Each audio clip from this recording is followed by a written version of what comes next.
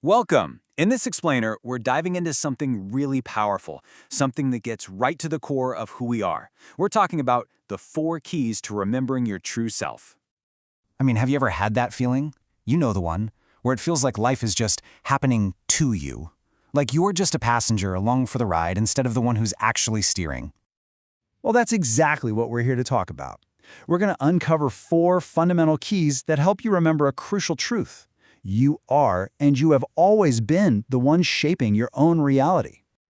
So, before we jump into the keys themselves, let's just take a second to talk about why they're so important. Because this is about so much more than just positive thinking. This is about a fundamental shift in how you see everything. It's time to reclaim your power. So why do these keys matter so much? Well, first off, they give you your power back. They reconnect you to what you could call your soul's technology, that deep inner wisdom you were born with. They help you dissolve the illusions of time and pain that hold so many of us back. And ultimately, they awaken that powerful creator that's been dormant inside you. All right, let's get into our very first key. It's called Bend Your Universe. I just love that phrase, don't you? It completely flips the script. It says you're not just living out some pre-written story, you are the author of your own storyline. And this, right here, just nails the whole idea. The future isn't this fixed thing that's coming at you. No way! It's something that flows through you, through every single choice and intention you make, moment by moment. So, how do you actually do this? Well, it all starts with the small stuff. Being aware of those little micro-decisions you make all day long. Then, you start to visualize the future you want, and here's the kicker, you act as if it's already here. You have to drop that whole fate thing, that feeling of being a victim. And maybe the most powerful tool of all, the pause. That one little breath before you react, that's your chance to reroute your entire day. Okay, moving on to our second key, and you'll see how these all build on each other. This one is use your heart tech. This is all about reframing our emotions, our intuition, not as some flimsy, unreliable thing, but as the most advanced piece of technology we'll ever have. It's technology that's felt, not built. Think about this metaphor for a second. It's so perfect. If your heart is the engine that's driving your entire life, then love isn't just a mushy feeling. It's the operating system. It's the literal code that makes the whole thing run, that makes creation itself possible. And the user manual for this heart tech, it's actually pretty simple, but incredibly profound. It's about making choices by asking, what would love choose, not what would fear choose?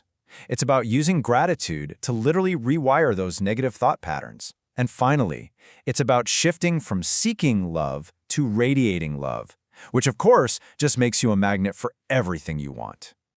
And that brings us right to key number 3, shatter the illusion. Now, what's the illusion we're talking about? It's time. It's the idea that your power is somewhere in the future or stuck in the past. The truth is, all of your power, all of eternity, is right here in this very moment. This quote is such a powerful challenge to the way we normally think, isn't it? It's saying that every single breath you take is a chance to start over, a new beginning. The only reality you can ever actually influence is the one happening right now. So the practice here is all about being present. It means dropping our addiction to old stories and creating little rituals that anchor us right here, today. You stop waiting for that magical someday to start living. You learn to use the simplest tool you have, your own breath, to pull yourself out of yesterday's regrets or tomorrow's anxieties and just reset your reality in the now. And now we've arrived at our final and maybe the most profound key of all. Remember the source. This is the big one. This is the realization that everything you've ever been looking for isn't out there somewhere. It's in you. The universe isn't some separate thing you're living in. It is made of you. Just let that one sink in for a minute. This completely flips the script on the entire spiritual journey. You stop being a seeker, constantly looking outside yourself for answers, and you start remembering that you are the source of truth itself. When you really live this, you stop searching and you start remembering. You use meditation not to escape, but to meet the universe that's inside you. Your words gain this incredible power because you start speaking from the authority of I am.